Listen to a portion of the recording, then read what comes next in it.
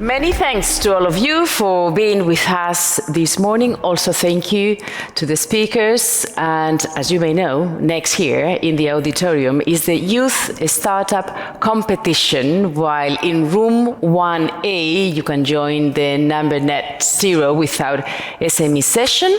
And in the Torre room, a participatory workshop entitled Co-Creating Change, How We Design and Navigate Change Together in the Workplace.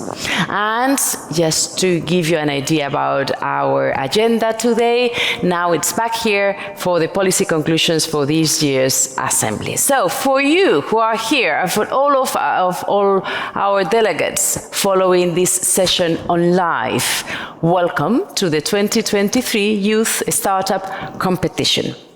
We are going to hear from 3 young Europeans who will present their ideas for a startup, after which you can vote here live on which one you think should be the winner. Over the years, European SME Week has celebrated young European talent and promoted entrepreneurship as an attractive career choice amongst young Europeans. It's in that spirit that we launched this year the Young Startup Competition, an exciting successor to the Youth Essay Competition, designed to empower young entrepreneurs between the ages of 18 and 25 who are developing innovative ideas, startup ideas that address today's most critical challenges. In a moment, we're going to hear from the 3 young finalists of the competition who will answer some questions about their innovative startup ideas, after which you can vote, as I said, live on which one you think should be the winner. To vote, please scan a QR code that you're going to see on your screens. Here they are. Let's test it. Please use your phone. Let's make sure that everything works. Let's start the test. Once you have scanned your QR code, you have to write your name on. We're going to give you some time. Then you have to check, and you'll see a list of rooms. Please select the auditorium. No rush. Select the auditorium. Then you'll see a poll on your phone's screen that has 3 possible answers. Please choose one, and this is an easy question. Which is your favorite? Tapas, pinchos, or canapés? I can tell most of you love tapas. I would encourage you to try pinchos too here in Bilbao. Good. If you have any issue, please, it's a matter of time, raise your hand. Any member of the team will come and help you out. So I can tell everybody's fine. So thank you very much. And before we get into the 3 startup presentations themselves, let me introduce you to the jury of this year's edition. Please meet the chair of the jury, Yolanda Alcalá, Deputy Director of SME Support, the Spanish Ministry of Industry, Commerce and Tourism, and SME Envoy for Spain. Welcome, Yolanda. Thank you for being with us. Victoria Cas, the winner of the 2022 Youth Essay Competition. Welcome and congratulations again. Cosima Cobar, co-founder at ADA Growth. Welcome to your 2nd SME Assembly. With us also today, Bart Bex. He is board member at the European Innovation Council, the venture capital arm of the European Commission. He has a huge experience in startups. Welcome. And finally, Igor Kalinic. He represents the European Commission as the organizer of these awards. Welcome, Igor. Thank you. I'm going to take a seat with you because I would like to talk to all of you before. I'm sorry for you that you must be very nervous, but we're going to take some time for you to be even more nervous because I want to talk to Igor about this new format. Could you please explain to us a little bit about that? Yes, thank you very much for the question. Actually, we moved from last year's, it was essay competition to the startup competition. We wanted a little bit to keep up with the times. So actually, we are not anymore asking for innovative ideas just as ideas, but to present innovative business models. So actually, also the format changed. Instead of asking for long description documents, written words, we asked the young wannabe startuppers to present a short video, 2-3 minutes, pitching their business idea, always in line with what are the priorities of the European Union, and more particularly the twin transition, the digital and green transition. Thank you, Igor. Thank you. It must be a very tough task to make the final decision. So I'm going to go with you, Yolanda. How was it? I mean, it must be very, very difficult to get to those final choice of 3 candidates. Yes, you're right, Susanna. At the beginning it was quite difficult because we received excellent projects, but only 3 of them could be finalists and only 1 the winner. So it's a difficult decision. Well, the jury decided to add the individual votes. In the end, the result was quite consistent with the general opinion of the members of the jury. So at the end, it wasn't as difficult as we thought at the beginning. Yeah. What is the criteria, the main criteria to choose the 3 final entries? Yes, we applied 4 criteria to decide which candidates or which projects were the best. The first of them was the originality. The second one was the operational and financial feasibility. Another one was the geographical impact. And the last one, but not at least, because it's also important, the presentation that the candidates made of the projects. And what is the role of the chair in all of this? Well, I have to say that it has been very easy because behind us there are a great team. Thank you to colleagues from the Commission to support us. And I also have very professional colleagues in the jury. So the role was very easy, and the role was mainly as a moderator. Okay. And the final vote, how you calculate that? Yes, that's an important issue. Thank you for the question, because the decision of the jury is only the 50% of the result. The other 50% depends on the audience votes. So we share the responsibility to choose the winner this morning. Okay. Thank you both. If you don't mind, I'm going to talk to Victoria, because she has felt what the finalists must be feeling now. So how is it? How is this moment just minutes before the final decision?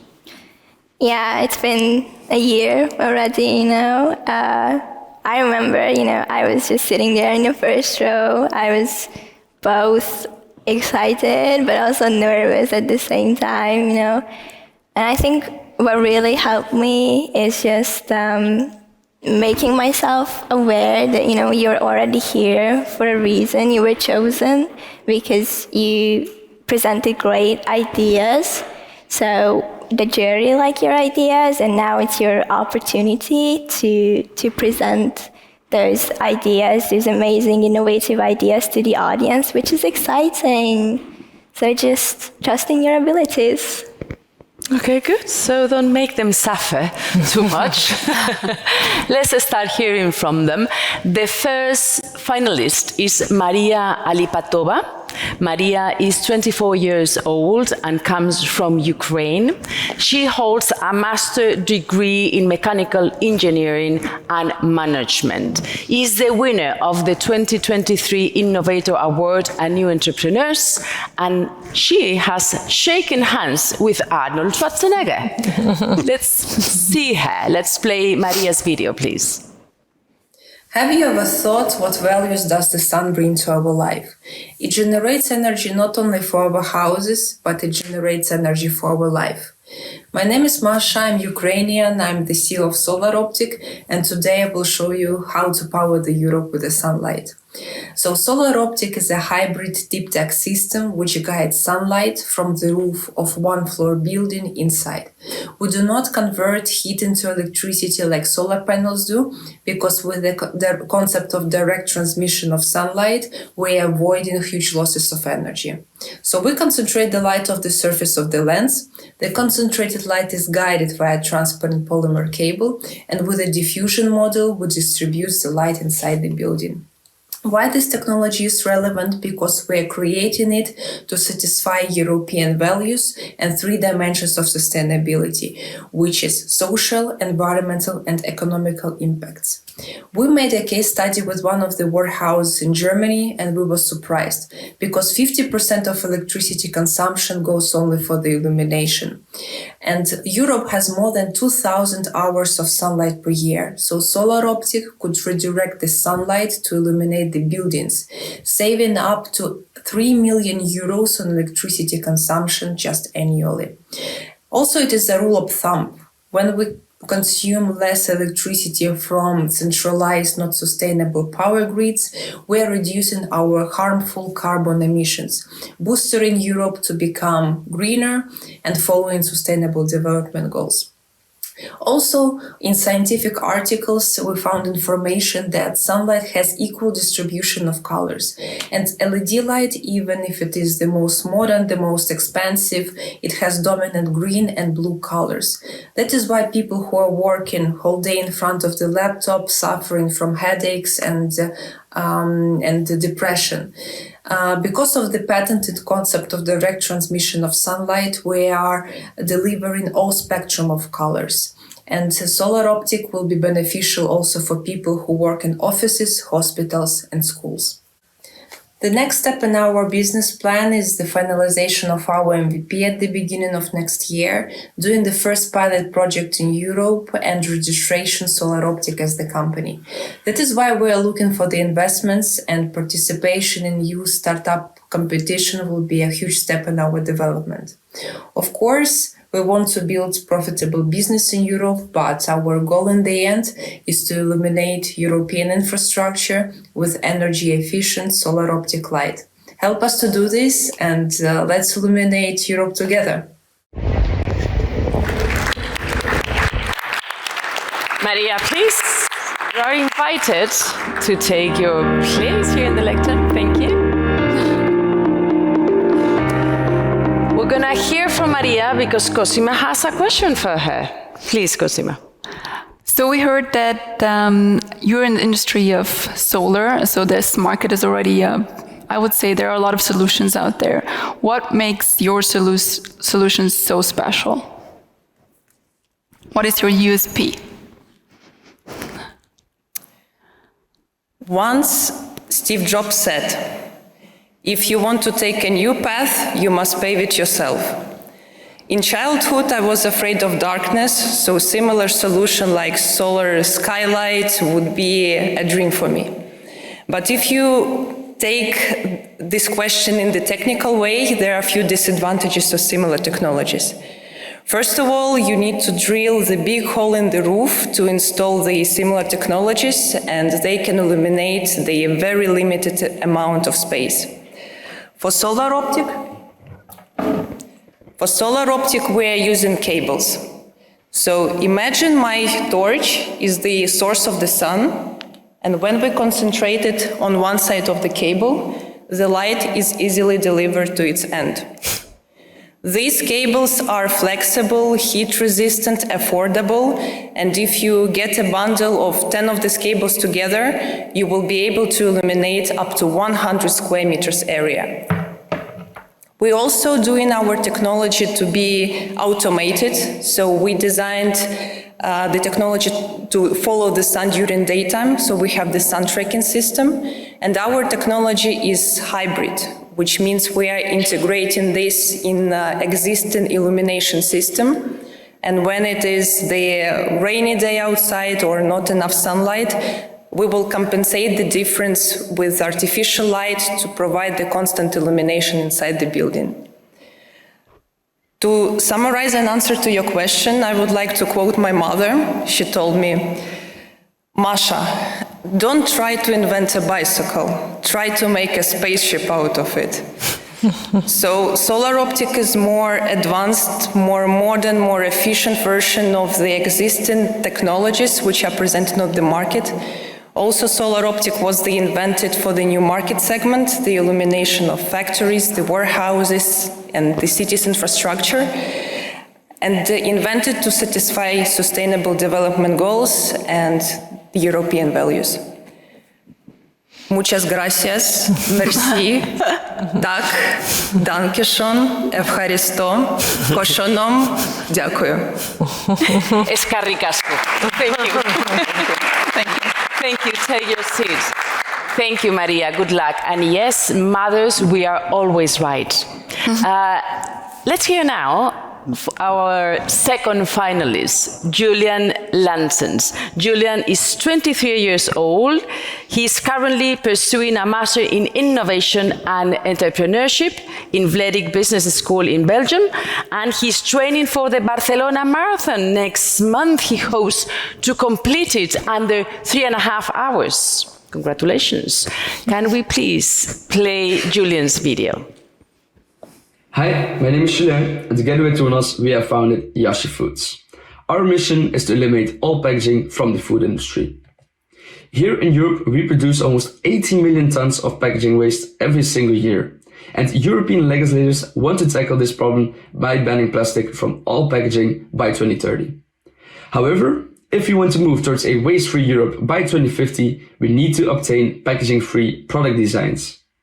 The problem is that in the food industry, we use packaging to portion our food in a health-safe manner and then distribute them alongside all these markets. So what if there was a solution that could provide all the characteristics of packaging without the actual use of packaging? Insert the product solution, namely Yashi Foods. Yashi Foods provides an edible coating technology that allows dried food and beverage companies to portion their food in a health-safe manner without the actual use of packaging. This is how it works. Here you can see how dried or instant soup is made. The powder can be pressed into a cube. Then you can apply our coating to the cube, and then you simply need to drop this cube into a cup of hot water, stir it for a bit, and you will obtain a soup as if your grandmother would have made it back in the days. Same texture, same quality. Now, what are the exact benefits of our coating? First, we substitute packaging, which means that there are no costs, no packaging costs, and most importantly, there is no packaging waste.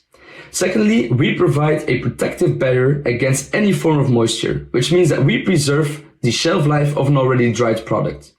And lastly, we act as a natural texturizer, which means that these instant soups and sauces, these vegan soups and sauces, are now not being accused of being too watery anymore through the use of our coating. Nowadays, we see a lot of these VC-backed startups that are focusing on substituting packaging for fruit and vegetables. However, we at Yashi Foods, we want to substitute packaging at the level of the dried product, being the powders. We want our coating to not only substitute packaging, but also to add value in two other key aspects, being seasoning and texture. Our co-founding team consists out of two people. Jonas, a bioengineer in the food science and nutrition, and me, a business engineer in the production and logistics and strategy. We have established an advisory board and network through food clusters in Europe and here in Belgium, but also through accelerators and Vlerick Business School. At the moment, we have an experimental solution, but now we need funding and facilities to move on towards the lab-proof solutions. Then we can validate our technology at the level of the SMEs before going on to the level of the incumbent firms, and eventually we can start licensing and create our own product line. So Yashi Foods, cut down packaging waste, save the planet. Thank you for listening, and I am looking forward to hearing from you. Julian, could you please thank you, because we'd like to hear a little bit more from you. And Victoria, it's your turn to ask him a question, please. Thank you, Julian, very much for this concept that you brought to the audience and to us. It's obvious that packaging produces a lot of the waste. So I think consumers often have concerns regarding safety and like hygiene regulations with these edible packagings. So my question to you would be how your product is engineered to withstand transportation, storage, and also the contamination that may occur during these processes. Yeah, thank you. To answer your question, I brought some props. Here you can see a box of stock cubes. I will not disclose the name because I don't like any lawsuits. So what you see here is a secondary packaging. This is a carton. In here you can see that there are cubes. Let's, for consistency, assume that these are cubes that are made of instant soup. So to open the packaging, you open it and then you see immediately that these cubes are still wrapped in foil. Yoshi Foods wants to replace this foil. So we want to replace the packaging per portion. So what happens is we take the cube out of the production, voila, and then we spray a coating around it. This replaces the foil, and then you can simply just put it in a secondary packaging, so it's protected during transportation and during the use. And then at the end consumer, they can simply take the cube out of the packaging, drop it into a cup of hot water, stir it for a bit, and as I said in the presentation, you will obtain a soup, just as if your grandmother would have made it back in the days. Now, this may seem like a vitamin and not a painkiller, but to tackle the waste problem in Europe, we really need to tackle the problem at the origin. This means that we need to tackle the problem at the side of the product designs and not like governments are focusing on now on recycling and making things more efficient, because that is actually dealing with the consequences and not tackling the problem at the origin. So what we need to do to tackle the problem at the origin is obtain packaging-free product designs. If we want to move towards a waste-free Europe by 2050, we need exactly to do this. And this is also exactly what Yoshi Foods does. Thank you. Thank you. Thank you very much. Good luck. Thank you. And finally, let's hear from our third finalist, Pauline Bellec, who is also 24 years old, and she's currently studying for a double master's degree in architecture and engineering in Paris. Can we play, please, Pauline's video? Hello everyone. Today I'm going to talk about your bill, and especially your electricity and gas bill. You all have noticed that that bill has increased since last winter, and you also have to heat up your house up to 90 degrees. And sometimes it's really hard to do. You heat up and you lose your energy. In that case, you live in what we call an energy inefficient house. And you're probably not alone. The truth is that the number of energy inefficient house is huge. If we just took in France, where I live, the government wants to have about 500,000 renovation a year, and by 2030 they want to bring that number up to 700,000, and it touch almost all of Europe. Of course, there is a solution that exists. You can insulate from the inside your house, but you lose space when you do that, and you cannot live during the work. Then there is the classic way from the outside, but it cannot adapt to all type of architecture. And also, most of the time, it does not use very good insulation materials. They have a very high carbon footprint, like polystyrene. And then there is very innovative solution, but they're still very expensive, up to 650 euros per square meter. My name is Pauline Bellec. I'm the CEO and co-founder of Coating, and Coating is a new way of thinking external thermal insulation. So how do we do? Well, it's very simple. I want you to picture a house, and you can see the video.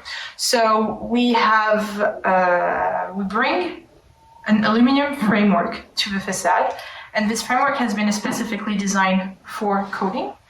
This framework can accept at the same time the window, be attached to the wall, and be attached of the new facade. The new facade is made out of a constructive textile that is tense to this framework. And then in between the old facade and the new one, we're going to pour expanded granulated cork. Cork is a great material. Cork, you harvest it every 8 years. It has a negative carbon footprint, and it keeps a very good inertia for insulation. So with that, we can aim a 48% gain on your energy loss. So how we're planning to do? Well, we are going to do B2B. Right now, we are finishing our R&D phase. Our pattern has been filled, and we are being supported by a university who help us doing all the tests. We are also working with private lab to have all the tests and all the label for the European Union and the French government. And we are currently a team of two, Robert-Jan van Santen, who is an architect, and myself, Pauline Belec. And I'm currently also a student in architecture and engineering, and I'm super glad to be part of this adventure. Well, thank you for listening, and I hope that next time you're gonna pop up a bottle of champagne, you're gonna think about us. Thank you. Thank you. Thank you and welcome, Pauline.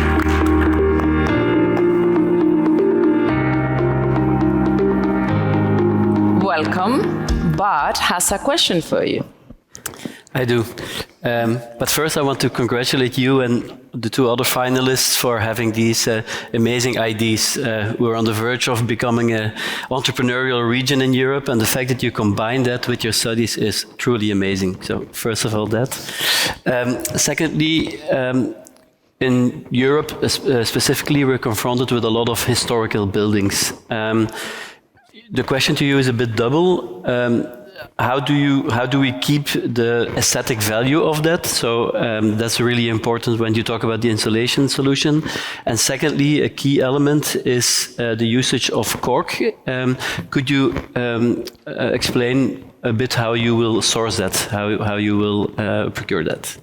So thank you for these two relevant questions. They're very relevant because they are the two main materials that we are using, the cork and the fabric, constructive fabric for the facade. So I'm going to start responding with the second question about where we source the cork. So it's important to know that cork is being harvested every 8 years, and the bark is growing back once it's harvested. And the tree is divided in two different types of cork. You have a cork from the bottom part of the tree, the trunk, that is very regular.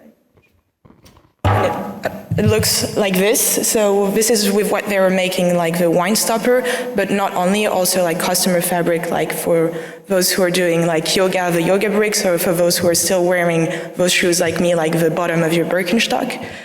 And then there is the other part of a tree that comes from the branches. This part is less used because it's less continuous, it's more irregular. And this is the part of the tree that is being used for construction and for insulation. So it's basically grind up, and then they put it in big oven autoclaves where the cork will expand. So with you have like more volume once you like put it in the oven. And this materials is way less expensive and keep the same resistance as the noble cork. And what's important to understand too is that cork is like a carbon capture superhero. It's like one of the tree that's capturing the most of carbon, and each time you harvest this, you boost the tree to capture even more to produce the cork. And finally, like cork is a real like European business. Most of the cork comes from Portugal, where we are right now, Spain, and also Italy. And there is like really tiny in France, but we hope that it will like boost also the production in France. And for the second question, it's very interesting. Well, I'm studying architecture, so I'm really sensitive to the exterior and the aesthetic of buildings. And also by living in Paris, I'm like really seeing all the time how like pretty the buildings are, and it's the same in all the different European cities. So it's important to understand that our solution, so coating does not want to harm like all those historical buildings. There is other solution for them, like to insulate from the inside. But you're all aware that there's many other buildings in Europe that have no real architectural like aesthetic and are sometimes quite ugly. And there is specifically an urgent need to insulate them quickly and not being too expensive and being sustainable. And so that's why we came with this idea of using fabric and expanded granulated cork that help us to adapt to any type of shape for the building. And the fabric could be printed, and that will help us like to imagine and rejuvenate the image of the city. As a fun fact, we are currently working with a school in the north of France, and the director of the school and the mayor of the city has been proposing for the kids to participate in the new drawing of the facade, and with artists we're like thinking on how to make the school a new facade for educational matters. Thank you for listening. Thank you. Thank you very much for all the three presentations, and thank you very much to our jury. Big round of applause for all them. Thank you very much. You can take your seats, please, except Victoria, who is going to stay with me. The rest of you can take your seat just to see the vote. But before we proceed, please stay with me, because let's have a quick look at Miriam's graphic recording of these three presentations. Look at the big screens, how many colors and how many ideas we've got from the three presentations. This kind of graphic recording that gives us another approach to everything that we have heard during this competition. Fantastic colors and ideas to empower young entrepreneurs and to celebrate their ideas for startups. Congratulations, and for you, it's not easy to make the final decision, but let's start the vote. To vote again, you have to take your phones, please scan the QR code that you see on your screens. Yes, that one. If you haven't done the test at the very beginning, there's a link, you have to write your name. You'll see a list of rooms. Please select auditorium. You should see a poll on your phone's screen with the name of the three finalists. They all three presented brilliant ideas. I know the decision is tough, but you have to vote for your winning candidate. While you do that, I have Victoria with me, and I'd like to know about your project. A year ago, you were seated there, so tell us a little bit more about your project, please. Yes, like Igor explained in the beginning, in the previous years, the format has been different. We had to write essays instead of the videos. And last year's topic was basically how can young people, entrepreneurs in the future contribute to a greener and a more sustainable European economy. And my main focus was on the role of integration in this, both within and amongst countries of the European Union. For example, setting up infrastructural connections and supporting the consumer in making the sustainable decision. And I think that is important because we're really past the point where we can, rely on our individualistic views that we often have, and why not just work together then? It's probably more efficient. Sure. And tell us, how it has been this last year for you? Obviously, it's such a great, it opens up so many great opportunities for you to participate and to win a competition like this. you know, you have different choices to make in your career, and it's as a student, because I'm also still a student, you know, it's a great basis for scholarships as well. And I think for me, another important factor was what it gave me personally, so as a person, the personal growth, to come here and present ideas. It gives you confidence, and it's also a confirmation that, you know, you're doing okay, and then you're on the right track, keep doing what you're doing. So it fundamentally changes your approach and your perspective, you know, professionally and personally as well. Fantastic. Thank you very much. You also deserve a round of applause. Thank you, Victoria. Thank you very much. You can take your seat. Thank you. Thank you very much, Victoria. Because the votes have been processed, let's see, let's breathe, and let's see who is the 2023 Youth Startup Competition winner. I'm going to ask Yolanda, please, to come to the lectern to announce the winner.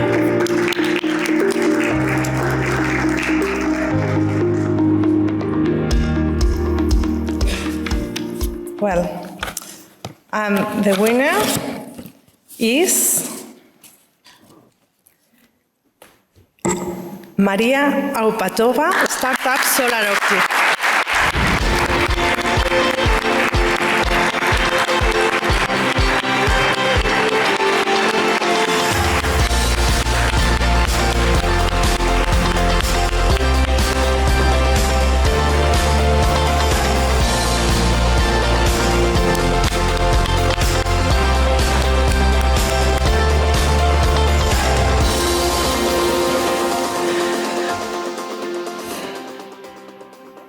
At the beginning, when I was answering my question, I quoted Steve Jobs. He said, "If you take a new path, you must pave it yourself." So today, when I'm holding this award and standing on the biggest stage of the SME Assembly 2023, I'm saying that my entrepreneurial path became even more difficult, because now I have the responsibility to forward the solar optic and develop this technology. I would like to say thank you to my family members in Ukraine who supported me in the most difficult times, to my team members who worked a lot on the development of the company and helped me with this. I would like to say thank you to Pauline and to Julien. Guys, you are very cool and your ideas are innovative, and being together as a winner of the Youth Startup Competition means that we should not stop and we should move on. I know you less than a day, but I hope you could learn something from me, because I definitely learned something from you.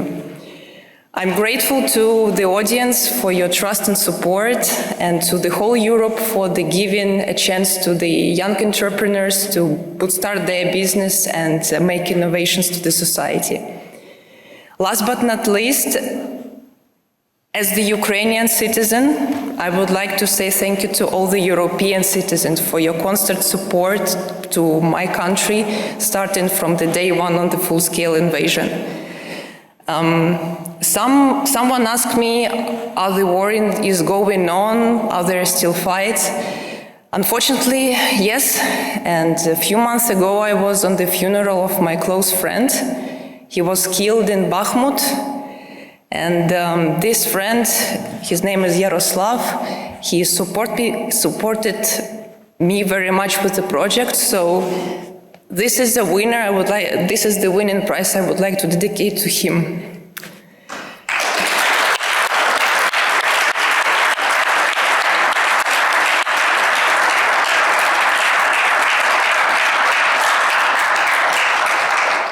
And to summarize, I already said thank you so many times, but I would like to wish you never hear the alarm of the air siren at the 4 o'clock in the morning, to never have the feeling of the fear of your life, to never feel the grief to your beloved ones. So you are very lucky that you were born, raised in the European Union, in the development countries. So now Ukraine is fighting for this, and we are trying to deserve to be in the European Union with you. So have a day, safe trip home. Thank you, Bilbao. Thank you, everyone. Muchas gracias.